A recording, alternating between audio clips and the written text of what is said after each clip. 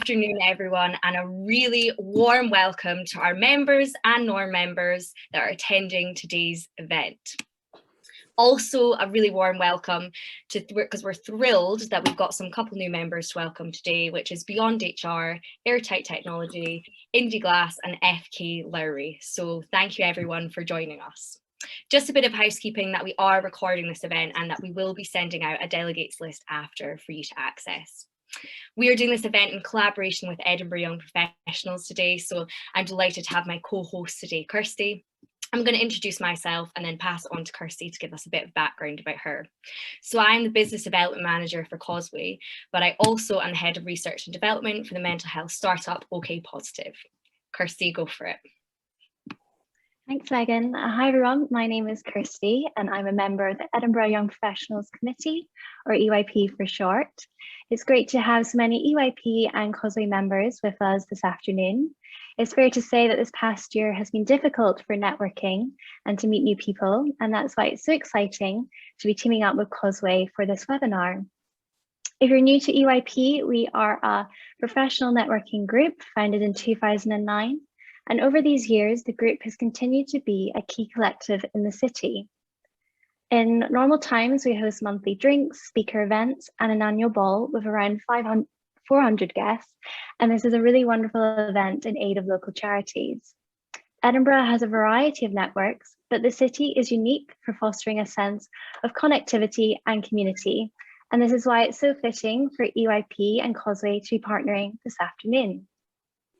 I became involved with EYP when I first moved to the city after graduation, and when I started my role in business development with wealth managers Brew and Dolphin.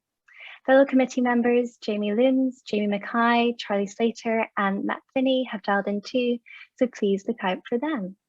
Megan, I'll pass back to you.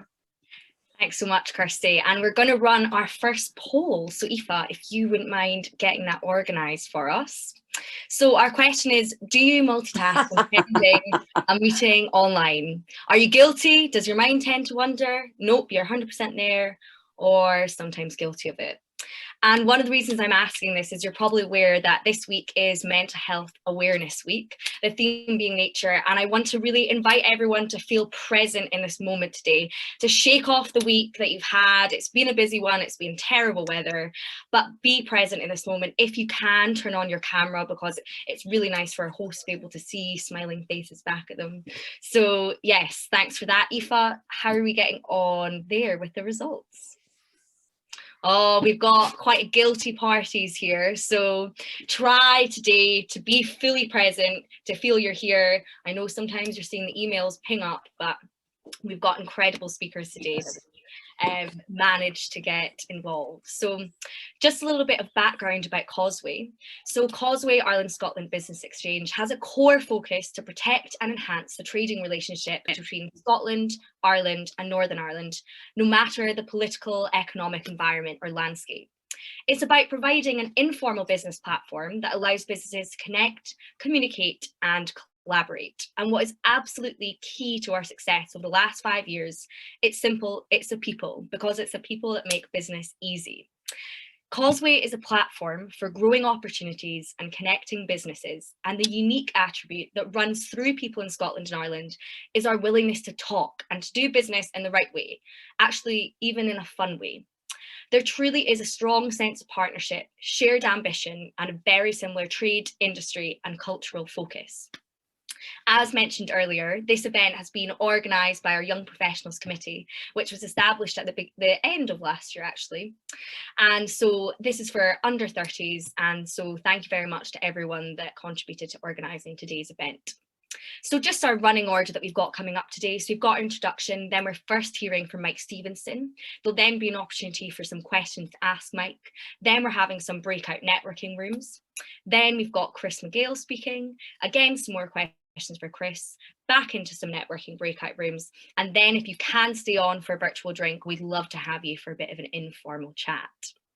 So Kirsty, I'm going to pass over to you now to introduce our first speaker, Mike Stevenson.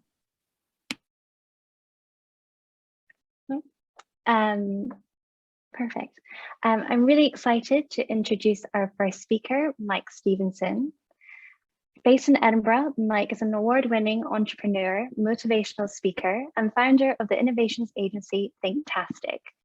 With more than 30 years in marketing, Mike has worked with a number of leading brands and is also a TEDx and LeaderCast speaker. Mike's personal story is powerful and captivating. Learning about his journey to where he is today is sure to inspire us this afternoon. Don't forget that you can ask Mike a question at any time by using the Q&A box, and we can share them in the Q&A session. So Mike, a very warm welcome to you. The screen is yours. Thank you so much. And I'm so glad this is a Scottish-Irish event because we share so much, and we've shared failures and successes in the past. And I think the future is looking extremely bright. I really do believe we're on the cusp of an incredible time in human history. I'll come to that later on, but I know this from my own personal experience. When things are down, it is not beyond you to bounce back and bounce back fairly quickly. I'm going to tell some stories about my pivot moments, and the first one starts in a toilet in Piccadilly Circus. Now, before you get really excited about this story, it's not quite as unseemly as it might seem. You see, when I was sleeping out, and in winter, Piccadilly Circus, that's what I centred around. It was my little home for quite a number of months. And the one prized place to stay was a toilet cubicle, because in Piccadilly Circus at the time, they had toilets that opened all night. And night after night, I would queue up and I would never find this prized cubicle. And one night, one magically appeared at the end of the row. So I quickly opened the door, got myself in, sat down in the toilet, trying to rest my head on either the left or the right hand of the pipe, which ran like a spine behind me. And I just settled in when there was a knock on the door. And this voice boomed out, "Excuse me, I wonder if you have space for an extra tonight." And I was so taken aback, not only by the intervention, but also by this voice. It was received pronunciation. You only ever heard it in BBC at the time. So I let this guy in and he sat down, and his hair was long, he was bedraggled, he had a rope tying his coat, and he spelt a bit as well. And we talked for 5 hours. And the reason was that he explained why he was on the road. That's how he described it. He didn't say I'm sleeping out, he said I'm on the road. He'd been very successful in business. He had a big mansion just outside Stanmore in Middlesex. And he had a wife and little girl who was aged 3.5. And he was hardly ever at home. And he said, I overcompensated by lavishly spending on gifts. And one day he surprised his wife at the front door. It was her birthday. And he said, look, what I bought you was a red sports car. And he gave her the keys and he said, why don't you take yourself and Millie out for a little spin? So they went off and he waved them off down the drive and they never returned. And they'd both been killed. The car had been wrapped around a tree. And he said, at that moment, I threw everything away and I just went on the road, and I've been there ever since. And he says, I'm happy now, because I realized then that my pursuit of money had been at the expense of something that was much, much more important to me, the love of my wife and children. And I realized that I'd lost all that was important to me. So that's what I'm doing just now. And he said to me, whatever you do in life, believe in something and never compromise that belief. And I've taken that for the rest of my life to mean values. And I've got this abiding value, which is do well by doing good. So any money I've made, and sometimes it's been very sparse, has been because I believe I've been doing something good. That's the first thing. Now, sleeping out is an adventure. It's not a pleasant adventure, but it taught me so much. I remember going for an interview when I was 25, and it was the first non-manual job I ever had. And it was a job as a community development worker in Edinburgh. And I wanted to do something. I wanted to do something for people who I'd seen, suffer on the streets. And here was an opportunity to work in an impoverished community and do something about it. When I went to the interview, the guy who was interviewing me held up my sheet. This is my CV, by the way. And it was all handwritten, because this is long before the days of computers, and I didn't have a typewriter. And he said, look, I'm going to be honest with you here. You've had 25 jobs in the last 10 years. You've had to sack from 4 of them. I said, well, actually, it was 5, if I'm being honest. And he said, you haven't stayed anywhere for any length of time. Why would I give you this job? And I said, well, I've learned to survive in the streets of London. I've entertained pedestrian audiences in both London and Dublin. I've learned how to care for people who are on the very edge of existence.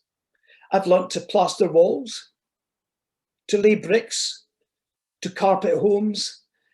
And I've also learned that my educational failure, because I was chucked out of school at 15, I've turned into a learning journey. I got the job. But the important thing here is that every day is a learning journey. Every single day. And I still, at the age of 70, I'll soon be 71, by the way, you're all invited to my party. I'm going to do it online the day before, which is the 18th of June. Only because I realised that I've shared a birthday with Boris Johnson and I want to differentiate. So I've changed my birthday to the 18th now officially. But it is an extraordinary thing to be able to, fail at a young age. I didn't know the word failure until I was sitting my 11 plus. And then it was pretty binary, wasn't it? If you passed, you went into high school. If you failed, you went into junior secondary school. And I got a chance to reset it because I was hardly ever at school and I'd been off sick a lot. And that's how I ended up sleeping out, because I got chucked out at 15. I was totally bereft. My family was breaking up. And there I was in London with a job, but I got a sack from the job. Someone's microphone is on. Is that it? Okay. I got a sack for the job because no one could understand the bloody word I said. So my manager told me. So this started a journey, sleeping out.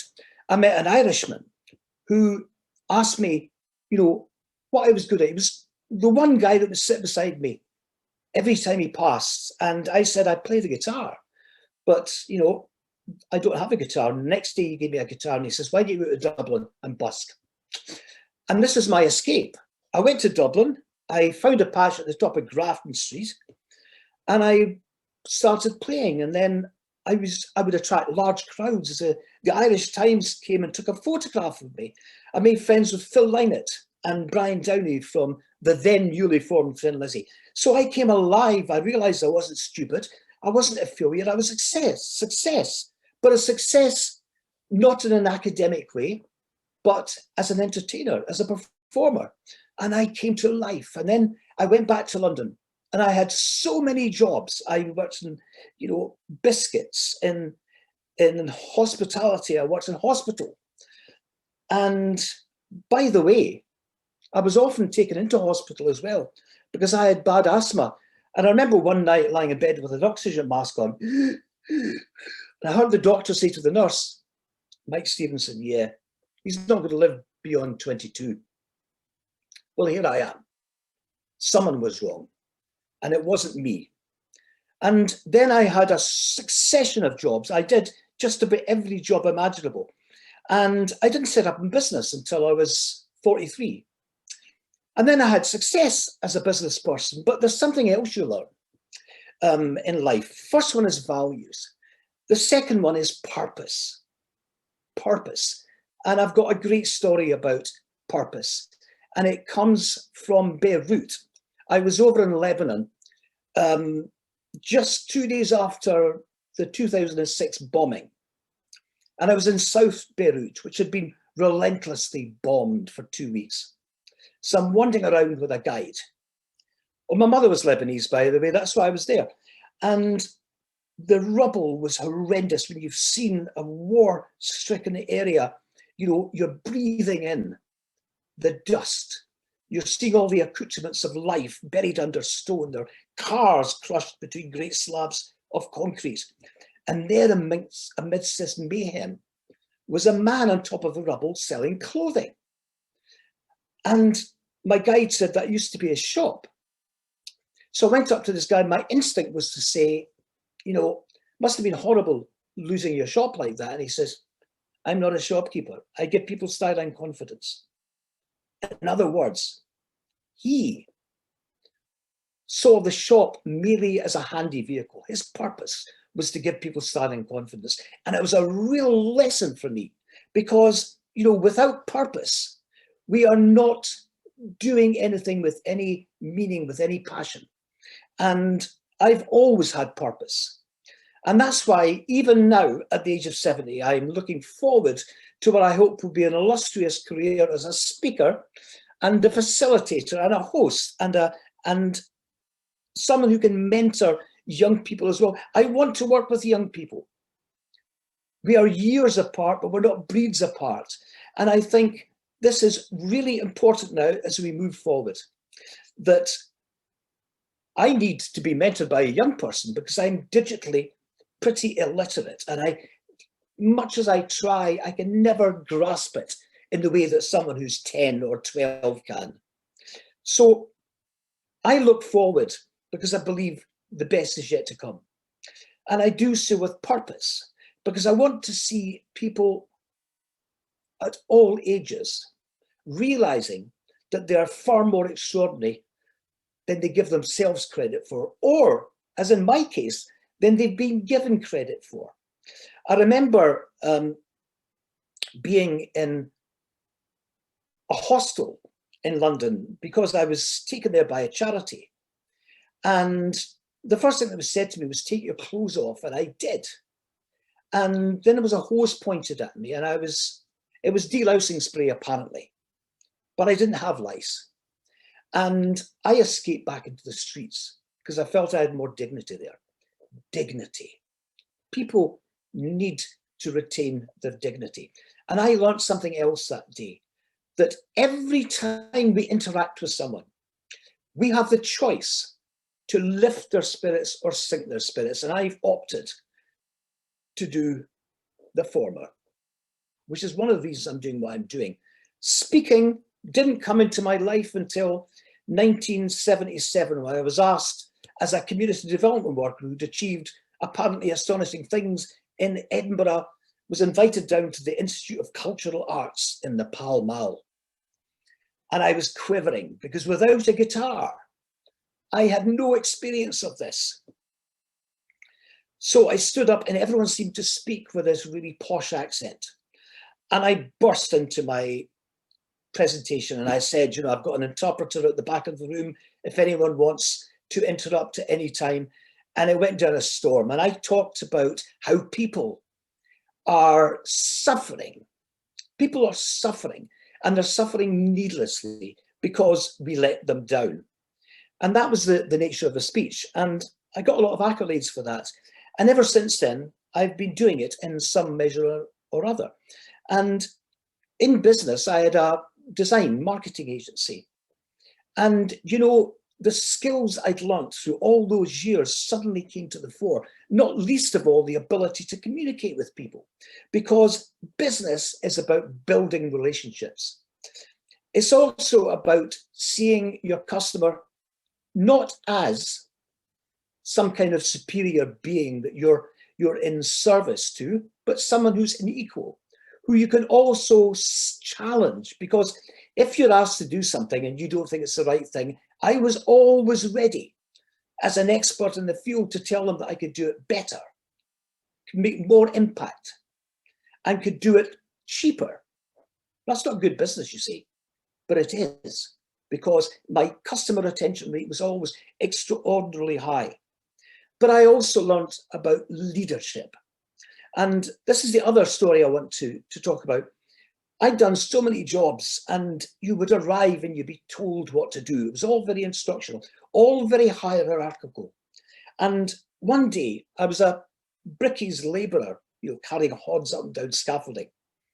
This was a guy who was told he wouldn't live till 22, 4 years earlier. And I got really strong, but I hated the culture because everywhere you went, everyone was just doing their own thing. There was no cooperation. And yet you think, in a building site, you need cooperation. You would have thought it was fundamental until one day I arrived on this site in Earls Court. It was a start from scratch site. And I was welcomed by a Welsh foreman who put his arm around me and said, Michael, welcome.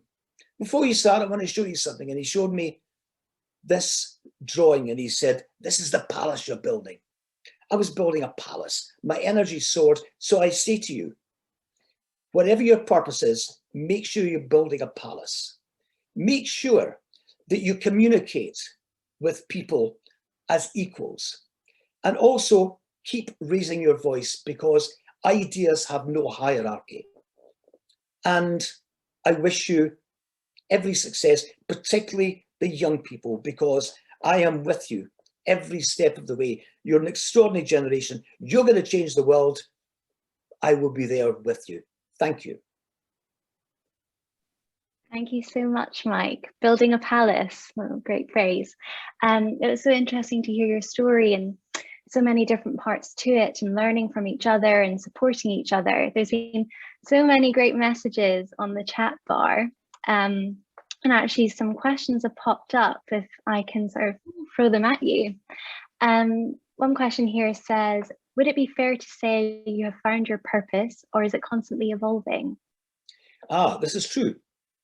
My purpose has always been fairly clear, but it does keep evolving because, I'm a bit like a child. I've kept falling and I've kept standing up again and walking. And then I learned to run, then I fall. Children don't know failure as success. I know failure because I can't have success without failure. But every step of your life reveals something else. It's like unpeeling the onion. So yes, it does evolve. The central purpose is still pretty strong, but you get bells on it as you go through life and you learn. And that's really important. You can't be fixed on something just for the sake of being fixed. But life does throw up, new ideas all the time. And I've added to my purpose now that, we've got a young generation. We've got to give them full head of steam and give them our backing and be there with them because we've made a bloody mess, if I'm honest. And I think for them to pick it up and run with it, for you to pick it up and run with it, you need our backing.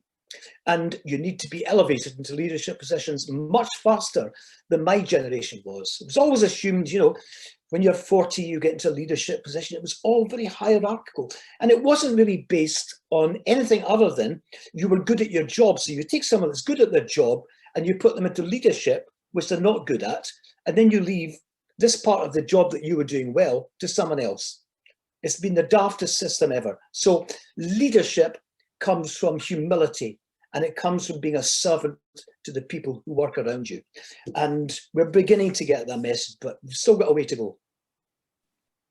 That's very true, but I'm sure some of the points you just mentioned there, it's definitely something we'll pick up on later this afternoon. And I was thinking maybe I could follow up from there by asking, this past year has been such a challenge for everyone, and maybe though perhaps we could flip this and say that lessons can be learned and we can give it another perspective.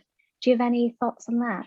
Oh, absolutely. Listen, I've made more contacts in this past year than I would when I'm out and about, which is extraordinary. I've gone to a lot of network meetings. You hang around with your canapes and your glass of wine. Oh, I hear you saying that's not the kind of network meeting I go to. Well, but you don't really meet people. You get people who tell you they're an insurance salesman. And I say, why don't you say to people you help them sleep at night? That's more of a purpose. But so I've met a lot of people. I have learned a lot. I've been doing a lot of study. I've been doing a lot of reading. And I think I've learned something about myself as well, that nature has become more important to me. I get endless hours of pleasure watching the birds feed outside my living room window. And I never thought that would be me before. So I think we've learned a lot, and I think it will stand us in good stead going forward. Definitely, But I agree. I love standing. I need to move to think. So I'm not a screen speaker. I know. I'm not a screen speaker. I know, webinars. But no, I'm very similar. Just going out and having fresh air and taking another view and getting away from the screen is so important.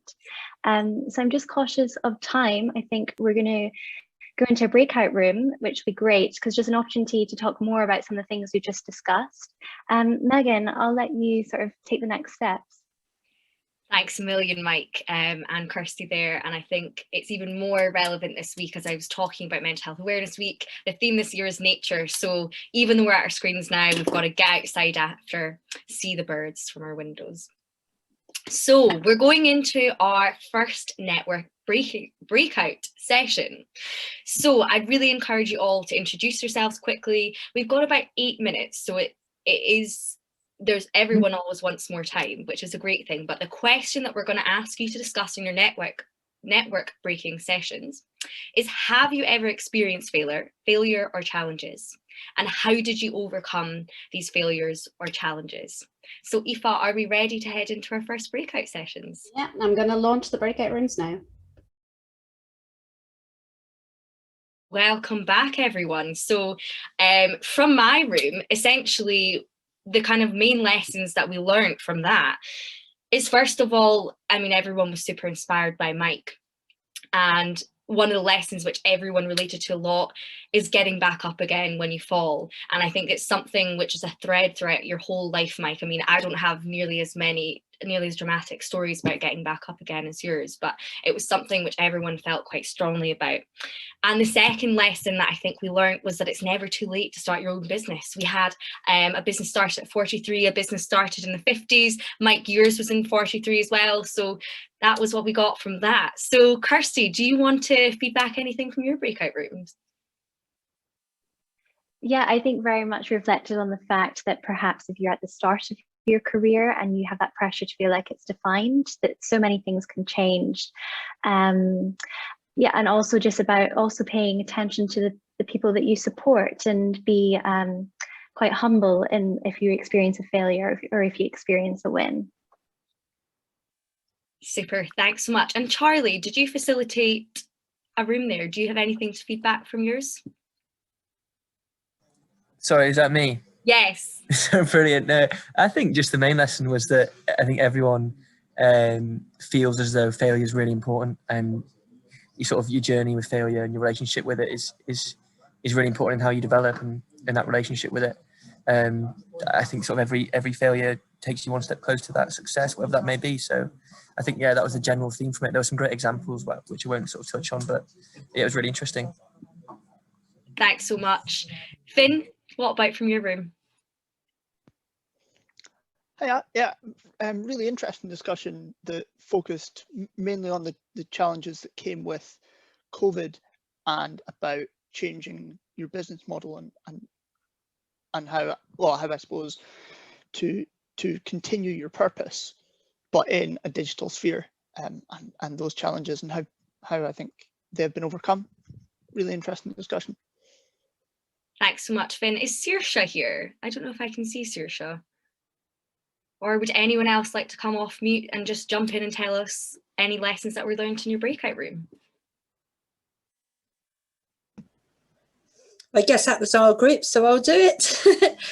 I think a bit of an amalgamation of what everybody else has said, really, and probably, being some of the older ones on the calls, it is just reiterating the fact that, life gives you a lot of knockbacks. Always get up and strive forward, and be accepting that it's not just you, it's happening to everybody. Goes through that multiple times to get to where they are today.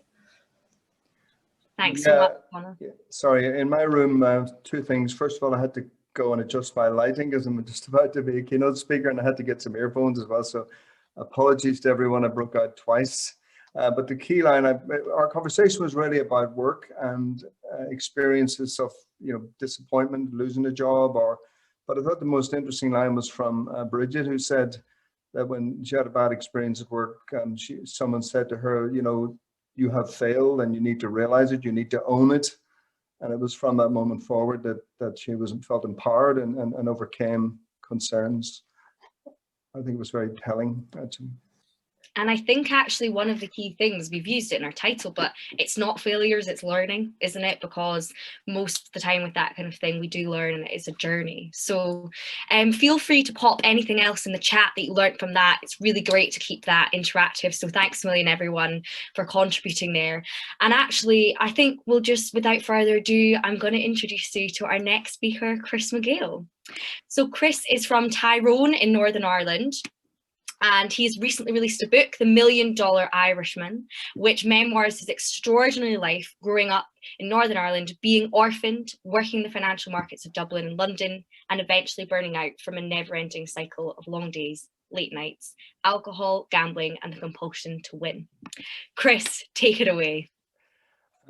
Thank you, Megan, and thank you, Causeway and Edinburgh Young Professionals. It's absolutely delighted to be part of this, and especially following on from Mike, which was a really fabulous example about how to keep going in life. And I think that's really what my story is about. It's about survival, really, and keeping going. So first of all, I'll just show this because here's why I'm here. The $1 Million Irishman. Now, that is actually the second book I produced in the last sort of 12 months.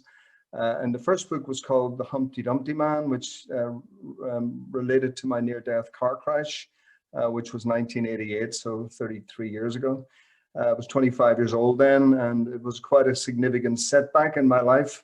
That book was then became the bulk of the next book. So that was in lockdown 1, and I wrote a lot of that, the end of that, July last year, and produced it, had it edited finally, and sent it out by way of self-publication in October last year.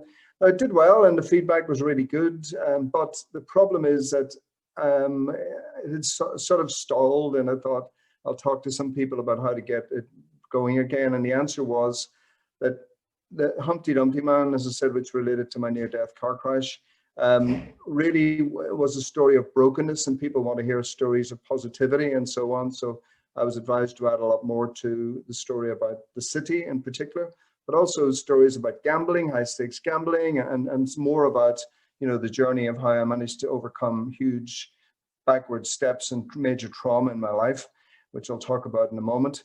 And that's called The $1 Million Irishman, to give it a positive spin. And right now I'm in discussions with a Northern Irish television production and movie production company about hopefully doing something for a movie. And failing that, I'll probably go back to a publishing company and have it properly launched under a proper publisher, even though it is edited to HarperCollins and Penguin Books standards, because I hired industry editors during the last summer and paid, what they would pay, £150 an hour. So it's been well edited and well presented, and it's now in good shape. So the story I have is I was 3 years old and my father died. I was 12 years old and my mother died.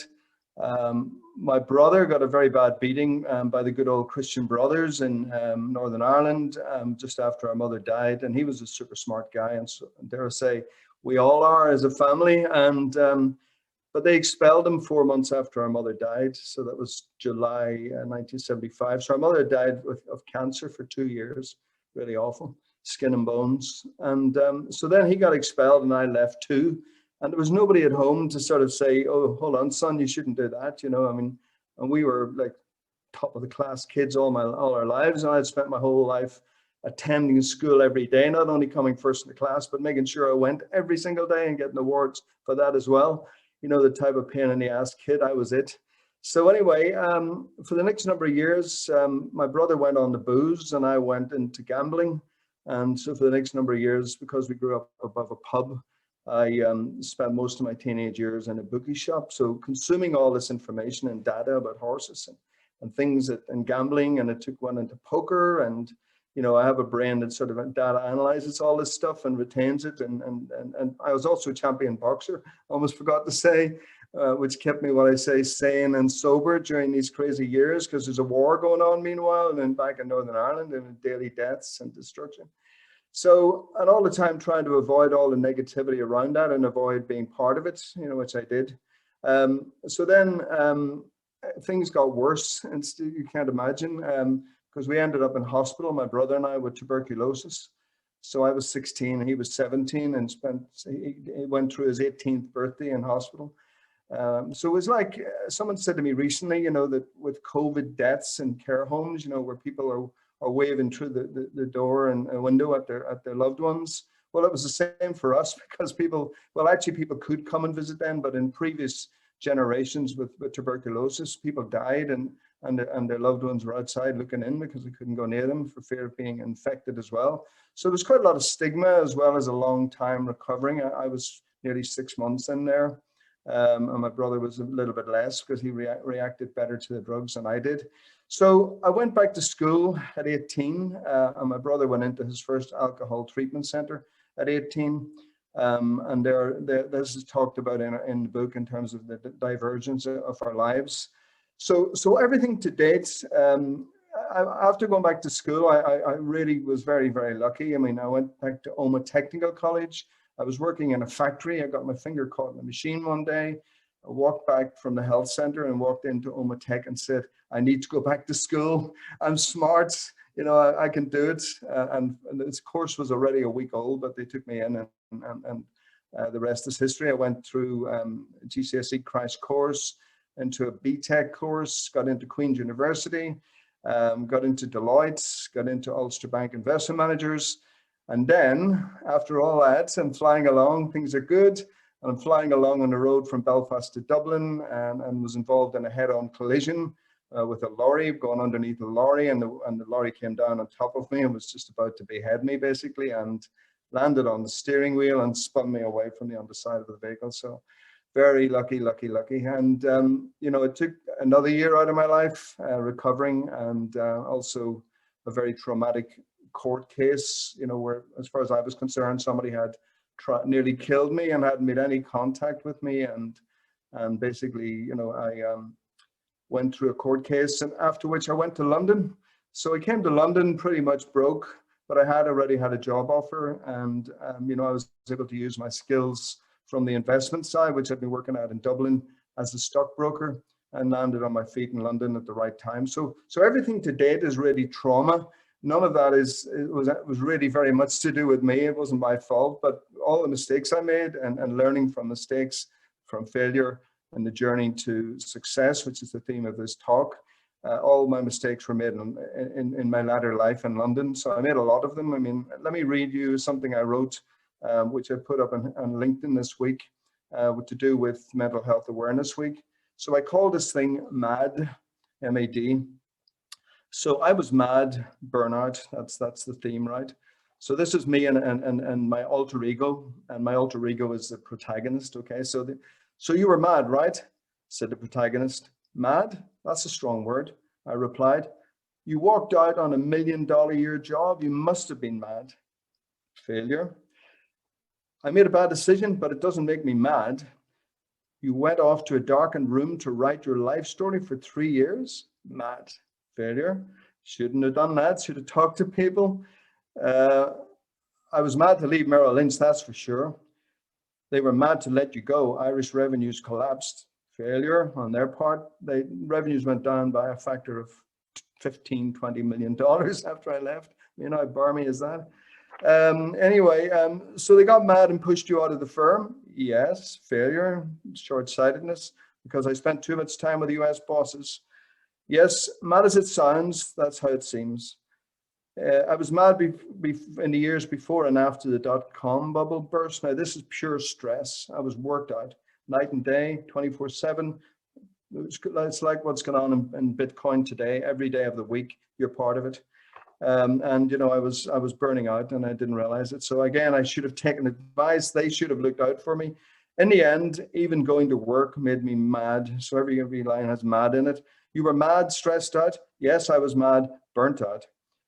They were mad not to help you. I think that's the last line I enjoyed writing most, that they were mad not to help me. And you know, we're running out of time here. I basically should have been helped. You know, someone should have said, you know what, mate, you're burning out. You've given us all this $28 million a year in revenues, you know, colossal, biggest revenue generator in London and Europe, in effect. And I was like Wayne Rooney, you know, so I left Man United by leaving Merrill Lynch.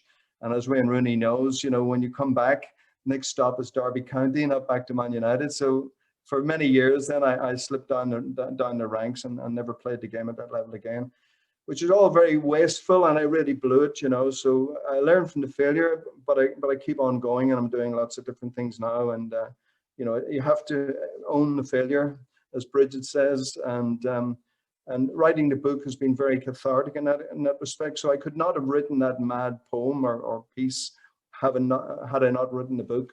And I've come to terms with all the factors that you know, where I did fail, and look back now and say, well, okay, what next? Try and make a positive out of it. How do we keep going forward? So there we go. Megan? Thanks a million, Chris. I guess it shocks me, even though I've chatted to you quite a bit before, just about how many hurdles and challenges just kept coming up for you. I mean, it wasn't just one thing, it was a series throughout your life of things thrown at you. And how you showed resilience through that time, I think, is amazing. So we have a question in the chat, and I'm already going to really apologise for the pronunciation. I'm saying Anya has asked, how did you cope with the mental health challenges? Did you go through depression from these life traumas? What did you hold on to the dark times, the crazy times, and the mad times? Inevitably, yes. You know, it must have been depression, but again, I didn't seek any help for it. You know, 3 years of writing my life story, and, you know, total load of rubbish as well. You know, I was writing, you know, chronicles. Wrote 6 months writing a chronicle of my life, and then a 6-month break, then another 6 months making it a less bad chronicle, and then finally a third 6 months, after which I met Christopher Little, J.K. Rowling's literary agent, in a restaurant. And he'd been there from lunchtime, and this was 7 p.m. And he said, "Oh no, not another effing Irish sob story." So you know, I had to stop writing after that. But I suppose there was some catharsis in that. But yeah, mental health, stress is a factor, and something that could have been dealt with. You know, you just basically needed to take a step back, not go and write in a room for 3 years. You know, I was married with my first child was born a year before that, and 2 more children came along during that period. But certainly I was, in my life, financially and intellectually, I was going backwards. Thanks for that. I was in a breakout room with Brian Kennedy, who had synergies with your story in terms of, he said he worked 84-hour a week and he stepped away from that all. And so that's just interesting. That's Brian thanking you there. And we have another question actually from Chris. So, is it easier to identify and remove yourself from bad influencers the older you get? I believe we all have friends or situations in our life that we should have stepped away from well before we did. Yeah, I think if we identify ourselves, what for looking at somebody else, you know, I think again it was Bridget who said in our breakout group, you know, I think everyone has a responsibility and go and talk with someone like me. I mean, I left the job, and it's like leaving grammar school age 12. Nobody said don't do it. When I left Merrill Lynch, nobody said don't do it. I mean, when I declined the equivalent of £300,000 going into the courtroom and lost, nobody said don't do it. Now, these are all bad decisions, you know. So I think we all have a responsibility for other people, to think for other people who we know and try and help them where we can, because there's a much more awareness about the issue of mental health. And whilst the first 2 issues were not necessarily mental health, certainly not leaving grammar school, certainly my time at Merrill Lynch, I was totally burned out and should have been receiving treatment, not putting myself on the dole heap for 3 years. And it's easier to say with hindsight, isn't it, looking back, when you've got that view about, I shouldn't have done that, I should have done that. But it is very challenging, and it sounds like the support wasn't there when you needed it. So we have another question from Charlie. So, are you at peace with your failures, or do you look back with some regret? And how important is your retrospective view on failures? Oh, great question. I'm still getting catharsis from the writing, as I said at the end of my chat. What I get today, I'll never be happy with some of the crazy things I did. You know, And I do think a little bit of advice, even if I had gone, even, you know, and asked questions, even my wife, you know, I'd say, look, leave it to me, I'll deal with it, you know, and that was wrong. And I didn't seek any help or input from anyone, but no one came in either. But so the answer to the question is, I'm still learning to deal with some of these things, and writing the book gave me the chance to do that. But in terms of the future, of course, I've learned, and the good news is that every single day, almost, you know, there have been over 100 5-star reviews of the Humpty Dumpty Man and the $1 Million Irishman, about 130 reviews altogether, of which over 100 are 5 stars. You know, and I get fabulous feedback, and that lifts me on a regular basis. Great motivation there, isn't it? So I guess we've kind of got two questions which are kind of linked from Brian and Peter. Peter's actually my colleague at our mental health app, so I think it's really interesting because one of our main aims is to probably make sure that no one feels like how you felt in that moment with nowhere to turn and the support not being available. So I guess the question from Brian is, where could you have gone to ask for help? Was it there by the employer? And the kind of second bit to that was, what sort of support would you have expected from your company to prevent your burnout? The company were just keen to get me to leave. You know, it was a lot of stress at this point. You know, I'm an aggressive sort of guy, to be frank with you. You know, I'm a single-minded, you know, grew up as an orphan. You know, it's a very unique set of circumstances to be an orphan. And so I answer to myself. So all the wrong things when I had major stress, you know, I'll deal with it.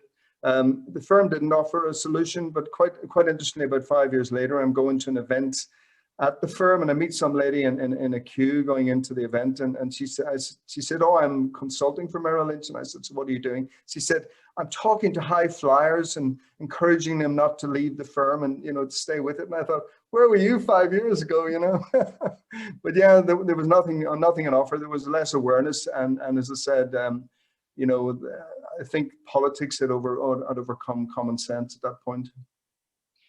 And I think from my understanding, what is really challenging in the kind of culture that you're in is, if you don't do it, someone else will. You know, if someone's not kind of able to put in those 84-hour weeks, they're going to get someone in, no matter how kind of experienced and built your way up that you got. Yes, I mean, the phrase is dog eat dog world. It's a total, I mean, given how much money is involved, it's not a surprise. I was earning $1 million a year in 1999.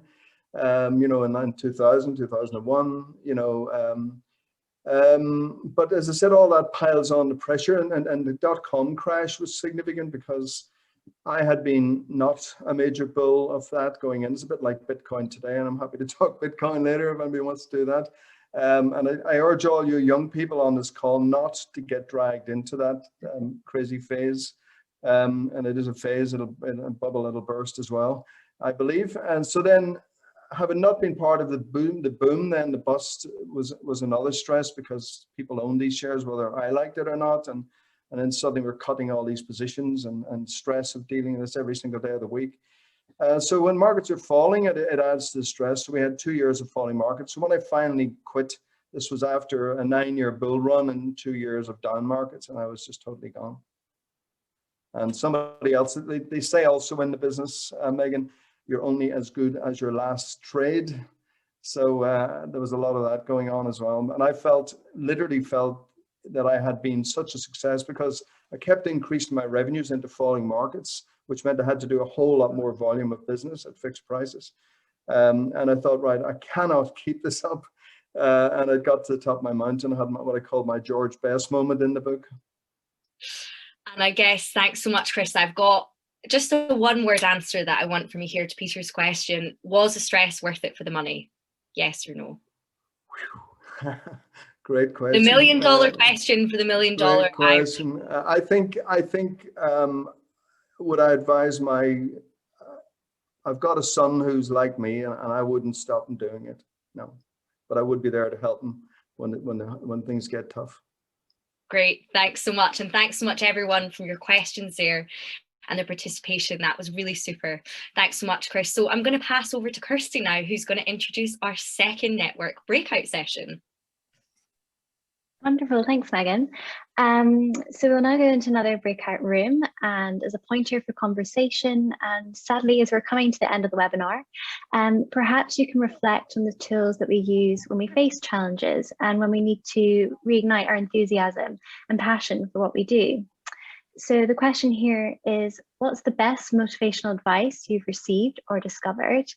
Are there any particular strategies you use to keep your motivation high? So this is going to be an exciting discussion. I think we're just going to head out into some breakout rooms. Perfect, thanks. Aoife, how are we looking for the breakout room? Yeah, I'll open them now. Super, thanks everyone. Super, there we go. So Kirsty, I'll hand back to you to kind of facilitate our breakout sessions. Yeah, perfect. So we had a great discussion when we're talking about our best motivational advice and keeping tips high for being in high spirits. We thought about when it came to decision making and the fact that really you know yourself the best, which was a really good thing to reflect on. Also as well, just opportunity to take perspective. We use the example of, does this matter today? Does this matter in 2 days' time? Does this matter in a year? And it was a good example of saying it's quite easy to get bogged down with the small details and the day-to-day things, but it's having that sort of big picture thinking. Megan, perhaps is there anything that your group sort of talked about? Yes, absolutely. I mean, Eamon said something which I liked. He said he learned a couple of years ago about the 4 H's: happy, helpful, hungry, and humble. And we were chatting quite a lot about kind of accepting how you feel, and that it's okay if you're not feeling motivated in that moment, and it's about working out what those strategies are to kind of help you do that. Some of that was to do with collaboration, speaking to others, getting a bigger picture. I use the example that I heard a couple of weeks ago actually, about someone went up to a cleaner that worked in NASA and they said, what do you do here? And they said, I help put people on the moon. And I love that because it just makes you step back and look at the bigger picture. And I think that's what keeps me motivated, when you're kind of thinking about that everything you do has a gorgeous ripple effect out. Definitely. Also, perhaps some of the other groups, were there any other comments? Charlie, I know you're in one. I can certainly jump in, and I really honestly don't know where to start, because there's so many snippets for me in my group, and Brian and Fergal spoke very well. I think one thing that I think Brian said, he just said, once you understand why and once you understand what's important to you, things then become a lot clearer, and you can sort of then just take a step back and look at the bigger picture. Yeah, I was trying to take as many mental and physical notes as I could, because it was really interesting. So thank you both for that. Great. And also as well, maybe our motivational advice and perspectives change a lot as we grow and move throughout our career. So I think that's why it's so great to have these breakout rooms, so we can all share ideas. Megan, is there anything else we should cover? I don't know if anyone else wants to jump in with a wee debrief, because we've got just a couple of minutes there. So again, I'm going to spotlight Finn. How did you get on your breakout room? I was in the same breakout room as Charlie, also taking screeds of notes from Brian and Virgil. But yeah. I think one of the things that really struck me during the breakout room was how important events like this are, and how important it is to talk to people and learn from each other.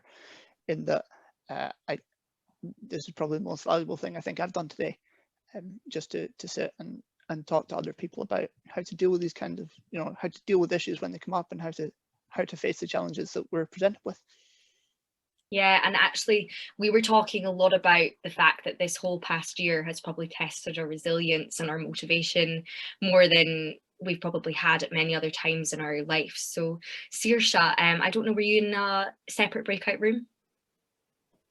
Evening, everyone. Yes, we had some really interesting discussions, particularly around authenticity, diversity and objectivity in professional relationships.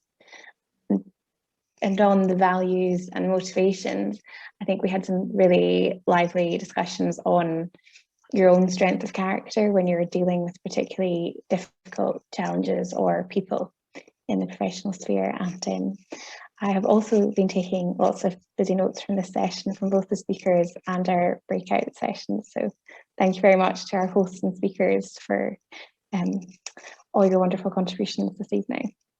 Thanks so much, Saoirse. Saoirse and Finn are both young professional members of Causeway as well. I guess Chris and Mike, do you have any closing comments as well? Chris, I'll go to you first. Megan, I see Bridget has had her hand up as well for. Oh, sorry, Bridget, I haven't even seen that at all. Bridget, please. That's quite all right. Thanks. No, one of the questions at our breakout group was, I'd love to learn a little bit more about Causeway. So I know I'm the vice chair of Causeway, is one of the hats that I wear, and I know that Megan also would be delighted, and Aoife, to have a chat with anybody afterwards. But Causeway, as was mentioned at the beginning, it's all about just linking people up across the Irish Sea between Ireland, Northern Ireland and Scotland. And I got involved in Causeway because I was asked to come along to an event and say a few words. And when I got there and started meeting people, I live in Edinburgh and I'm from Galway, and there was just something about it where I felt like I'd met my tribe and that this was just a good place to be. And it's a network without egos. People are really interested in just connecting people, helping people out. And a lot of the benefits that members tell us about from Causeway are almost accidental. It's somebody that you come across at a session, virtual or otherwise, meet up with them, and it helps your business or helps you professionally. Our young professionals started just in the past year. It's been born out of the pandemic, and it's given Causeway, like I love, Mike, what you were saying about connecting with younger people and everything. Causeway was maybe a little bit older and old-fashioned, in not old-fashioned, but we definitely had an older profile of membership, and the young professionals have just given us a real shot in the arm, and they contribute to all of our events and activities, have a growing young professional membership. We always have a young professional person sitting on our board meetings, and it's just been a shot in the arm for us. And we run our professional partners, which is a mentoring and reverse mentoring thing where we match people together so that, you know, I learn from the person that I'm partnered with and they learn from me, and it's somebody that we can bounce ideas off with. So do join us if you're not a member already. We would love to have you. And I'd also just like to say thanks on behalf of the Causeway board for the two amazing speakers. I mean, I think, Mike, your journey from a loo in Piccadilly and overcoming all of that adversity is just so inspiring, and still reinventing yourself. And also I want to know what the secret is of your young complexion. And I want to go to your 71st. And Chris, your resilience in bouncing back completely from all of the crap that life threw at you, and your self-effacing manner in being really open about who you are, what you got wrong, what you got right, and owning your story is just, it's incredible. It's really humbling. And I feel your mum would be really proud of you. So thank you so much to both of you, and back to you, Megan. Thanks so much, Bridget. Really appreciate it. And I guess, yeah, Chris, do you have any kind of closing remarks from today? And then we'll go to Mike. Oh, you're on mute there. I knew we'd have one. I'm impressed it's this late on.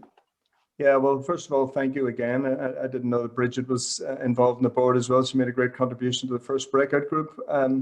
So, you know, I feel very lucky to be here, you know, in all sorts of ways. You know, the word I use for my life is lucky. You know, I should have died in a car crash. It was 1,000,000 to 1 chance of living. If you listen to the audiobook, there's a 4-minute audio sample which deals with the crash, which I was referring to having had some flashbacks, what I call an apparition. So I'm now seeing the whole thing happen, and it's just an incredibly strong, true story. So that's on www.milliondollarIrishman.com. I have to get that in. So definitely please listen to the 4-minute audio sample. It's read by a chap called Colin Gormley from Oma, who started that, the youngest child of 15. and got himself into university in Manchester with Benedict Cumberbatch, and going to RADA and then the Royal Shakespeare Company. So he's my reader. So we're very strong Tyrone and Oma connection there. But look, again, final word. Thank you so much for inviting me. It's been a real pleasure to do it. As what I said earlier on, it's another one of the many positive things that have come about from writing the book. Thank you. Thanks so much, Chris. Really appreciate it. And Mike, did you what did you take away from today? Oh, another one. You're on mute there, Mike. The first thing I took away is how incredible our young people are, and how important it is that they are now part of the big debate. The second thing I took away is how many people in all the sessions, have fallen and they've got up again. And, when you think of a child learning to walk, they fall multiple times. They don't even consider lying down and not getting up again.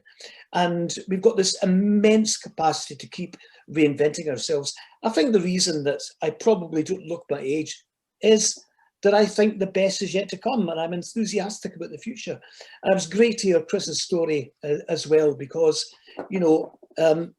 it is so important that people hear that when life strikes you these very severe blows, it's not the end, it's a new beginning. And I think that's been the message that's come across, from all the discussions we've had. And I've thoroughly enjoyed it. And thank you very much again, Causeway. And the young professionals, my God, you're fantastic. Thanks so much, everyone. I'm just going to share my screen actually, just while we go to the final little bits of information about joining Causeway and what we've got coming up. So let me just do that now. So our upcoming events, we've got our third one in the series of digitising the construction sector, which is implementation of digital technology. We've then got Building Export Success networking event. And then on the 1st of July, we've got our Business in Sports event hosted by John, who's on the call as well. And the other really exciting thing that we have coming up on the 7th of October in person, can you believe it, in Edinburgh, fingers crossed, is our Business Awards. So our nominations are now open for that. So we'd love to encourage anyone to submit an application, or if you know any businesses that you think are interested, they're all open to everyone. The other thing which I'd love to chat to anyone about is sponsorship opportunities, because it's an incredible way to showcase your business and get some really good brand visibility. So joining our network is really easy. You're all going to get a nice email from me after, if you're a non-member, with a couple of details and information about that. So there's our kind of prices there. And the next thing is just come and collaborate with us. Follow us on our social media channels. Interact with us. We have some amazing stuff going on in LinkedIn and all of our other platforms as well. And lastly, I'd just like to say a massive thank you to everyone that was involved in organising this event, to participating. Thank you to everyone that turned on their camera, that was present, that participated. It's really what makes our event. And thanks so much to Aoife for all the behind the scenes stuff today. It's really appreciated. Kirsty, do you want to give a little backlog about EYP before we move on to our virtual tipple of your choice? Thank you so much. Just a really big thank you to the Causeway Young Professionals Committee for reaching out and inviting EYP to this webinar. We can't wait to co-host something in the future, and hopefully in person. Just a reminder that EYP are a free networking group in Edinburgh. For news on upcoming events, please check out our website and sign up to our newsletter. We also partner with local businesses to offer exclusive discounts in the city, so take a look at our EYP card on our website. You can find our group on LinkedIn with nearly 4,000 members. We'd love for new people to connect, and we are on Instagram too. And there might even be mention of plans for our annual ball. That was a lot of information, but please feel free to reach out to me or the other committee members on the call. But just on behalf of EYP, thank you so much to our incredible speakers and everyone involved in organising this event. Brilliant. Thanks so much, everyone. And we are going to stay on for a little virtual tipple if anyone's interested, just a bit more informal networking. And so you can just really get the flavour of Causeway. And totally understand if you have to shoot off. It's a busy time just now, but again, thanks so much to everyone that participated and joined in today. It's really appreciated. I'm going to stay on, but I need to go to the toilet. Yeah, I haven't disappeared. Mike, before you go to the loo, I was thinking, I'm glad I had another chance to speak, because I should have said, wow, I'm delighted to have co-shared the platform with Mike. What a story, huh? Congratulations. Likewise. Yeah, great. Likewise, Chris. Very inspirational. Wonderful. That's what Causeway is all about. One of the Inspirational, amazing people.